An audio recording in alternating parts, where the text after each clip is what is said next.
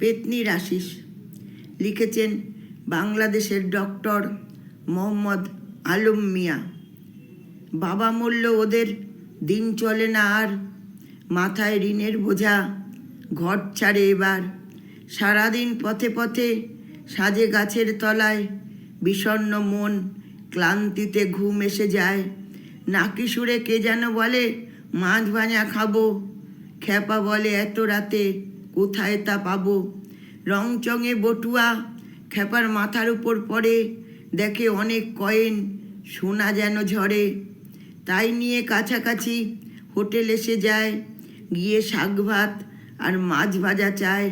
দোকানি বলে বাবু জঙ্গলে আর যেও না, বাবলা গাছে পেত্নির বাস, বেঁচে ফিরবে না। খ্যাপা বলে হোক পেত্নি সাথে সোনার হার, পেত্নি মঙ্গল করবে বউও আমার। কলা পাতা কেটে মাছ ভাজা দেয় সাজিয়ে, পেত্নি বলে সাবধানে যা, বউ দেবে না তাড়িয়ে। উঠোন পেরোতেই বউ বলে ভাগ্য খুলে গেল, ওই দেখো গাই বাছুর কে যেন দিয়ে গেল। ঘরে বসে সব শুনে বউ ভীষণ অবাক, এত কিছু পেত্নির দান, আহা পেত্নি ভালো থাক। সেই থেকে খ্যাপা রোজ দিয়ে আসে পেত্নির খাবার, প্রণাম জানায় কর্তা গিন্নি পেত্নিকে বারবার। খ্যাপার বউ বলে অপঘাতে নিশ্চয়ই হয়েছে মরণ, যজ্ঞ করলে আত্মার মুক্তি পাবে বলছে আমার মন। পুরোহিত শুনে বলেন সে না হয় করলাম, খরচাপাতি অনেক জিনিসের যা দাম।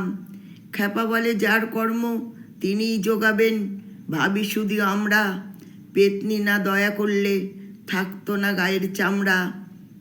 যজ্ঞ হলো, মন্ত্রপুত জল ছেটানো শুরু, বাবলা গাছ ভেঙে পড়ল বক্ষ দুরু দুরু। ভূত প্রেত বিশ্বাস অবিশ্বাস যারা বোঝেন, কিছু মানুষ অযথা যুক্তি তর্ক জোড়েন।